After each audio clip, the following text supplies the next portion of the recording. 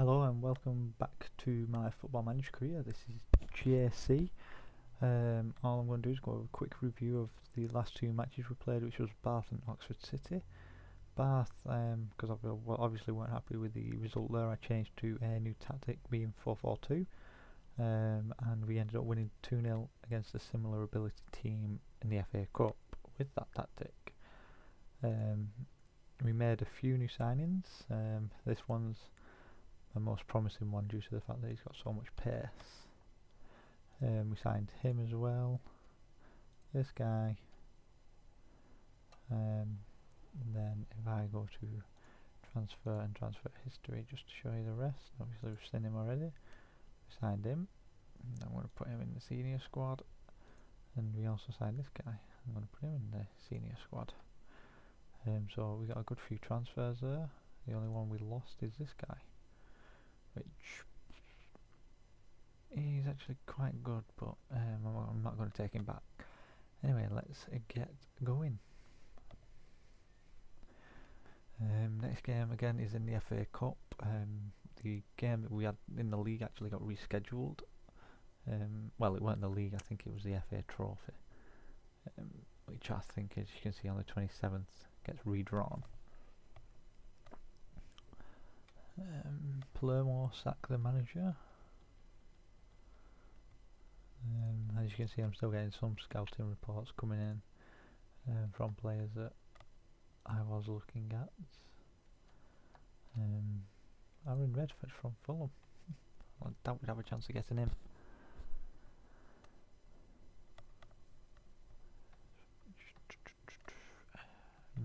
Nope.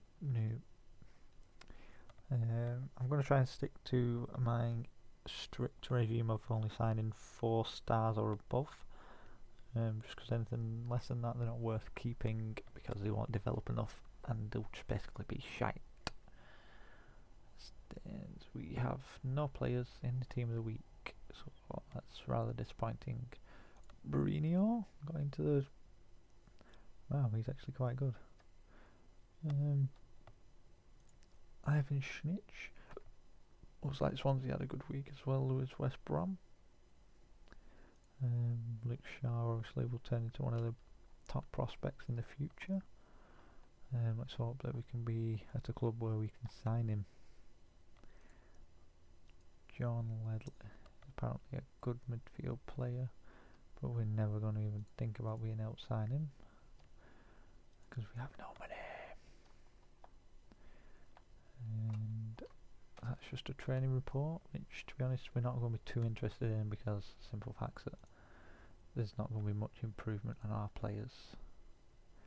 The Mimosas players that we've signed, they're just not much fit yet, obviously being on a free transfer.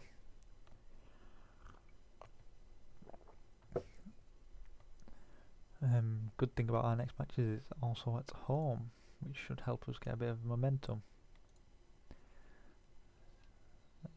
Oh, this guy looks pretty damn good. So, he wants 230 quid a week. You can have that with an appearance fee. Let's see what he says to that. Yeah, goodbye. I think we're pushing our budget now, so I think I'm going to stop signing players unless they really look interesting, which I doubt they will. Like Jeffries, I knew that he was going to be the guy with pace because we've already looked into him, and well, he has pace but poor technical abilities. I like to make sure they've got at least 1 or 2 stats in key technical areas, so for a winger it'd be crossing. With him he's just got pace and acceleration. The under 18s will set until fit 90 minutes. And there we are. This is our home game. I'm hoping that Mr. I don't even know his name yet. The key player that I think I've bought might help if I did. Team selection. Here we go. Quick pick and see who it picks. It's picked Patrick for some reason, so he's considering him to be quite a good player. Fitch it. Where's our other guy?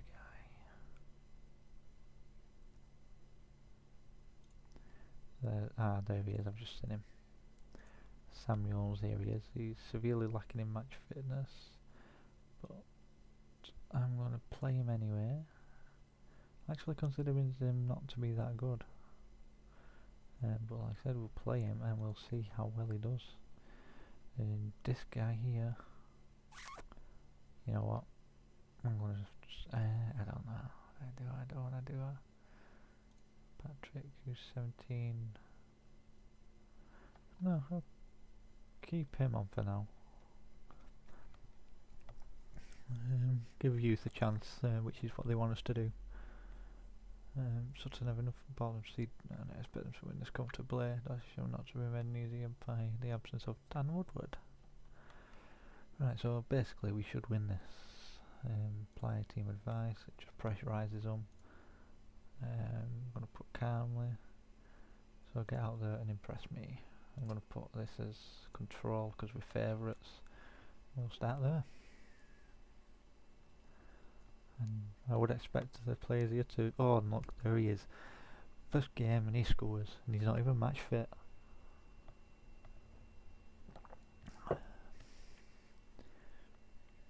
I'm hoping that his pace is seriously going to cause teams problems. And it's already looking like that's the case. He's got 2 goals on his debut. This guy could be a game breaker for us. And we're 2-0 up at the half time mark.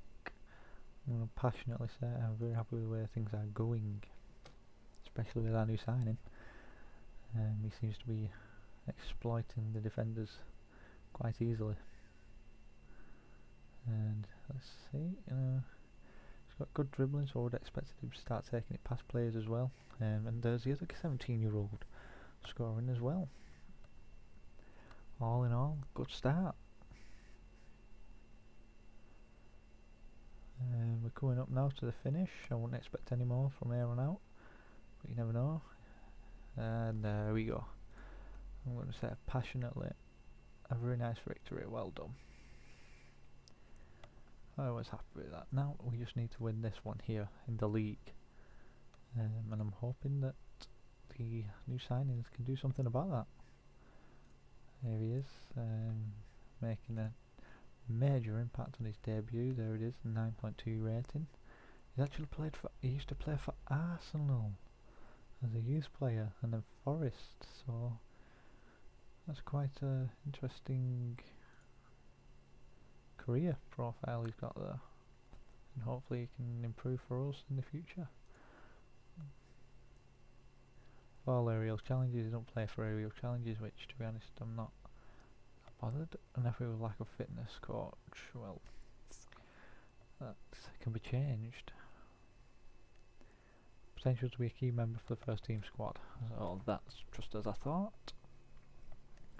Let's see what he can do in the league for us.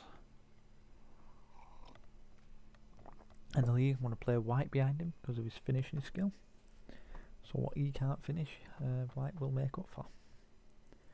That's where I tend to pair my players up front. Someone with a bit of pace and someone who can definitely finish. It just tends to balance out the squad, rather than if you go for pace, you'll find games where you get constant one-on-ones and they all get missed. Leave some fine display, that's true. He's more than impressed me there. None of them I'm going to bother with. We're coming up to November now, which means that on the, I think it's the 1st or 2nd of November, the first regions are actually created, and they come from Belarus. We will take a look at them, but we're probably not going to get them. And some of you might not know how to actually look for the regions on the days they come through. So I will show you where to find that.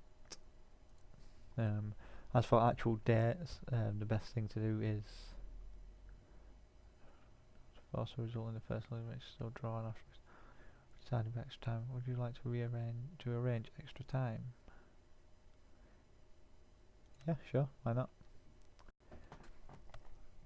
Yeah, if you want a list of regen dates, the best thing to do is just Google it and you'll get a full list of every country's regen date and when they get the youth players through.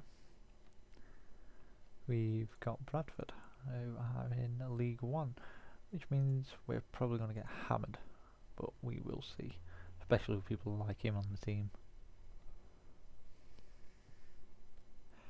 Might be a case of setting up player instructions to just close them down, but that can always backfire. And there we go, we're getting into the second match of this part, and as you can see we have took a big dip from 11th to 18th, but we do have a few games in hand. Oh no, we don't. Yes, we do. We actually have 1, 2 on them, 3 on them, 2 on them, 3, 3, 3, 2, 2, 1. So yeah, that should help us make a big difference. See, they put White up front, whereas I'm going to actually switch this round because I want to play him up front. I'm going to change Kevin Kranz to Dean Fitcher. Just like that, and then I think we're good to go. They've played the youth player that scored in the last match alongside Samuels on the right wing, which I think is an interesting idea. Let's see how it goes. What did it say then?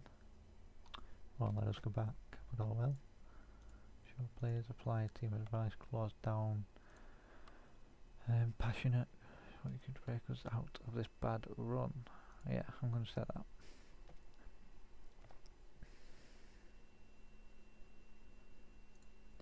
I've got to change to control there because we're at home. They're dominating, we're not making a useful job of our tackles, and there they are, they've scored.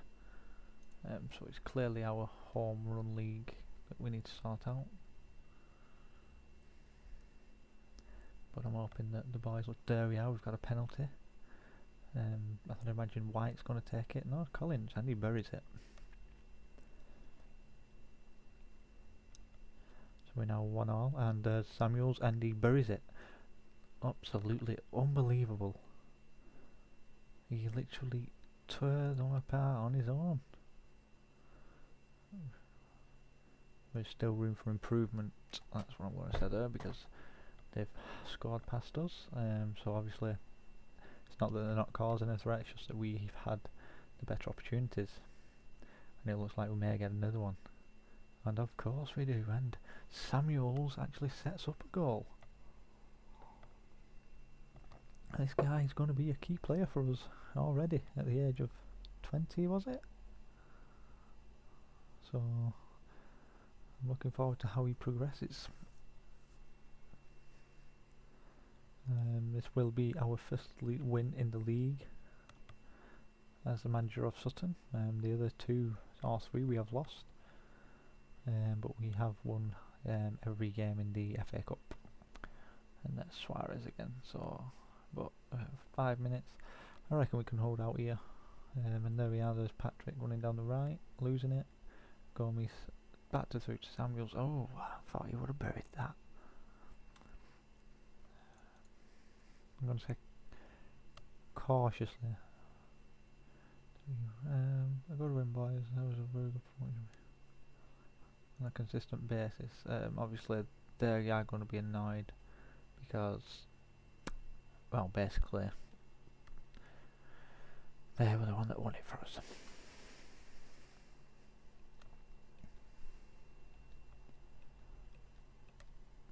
Right, we're away in the next game, so we'll stick with a counter on that one. That pushed us back up to 11th with a game in hand on a few of these. So I'm looking to push up there in the next 2 games, especially with the new signings we've made. Clearly shows how much difference pace can make. So if I can get anyone out wide with a little bit more pace just to join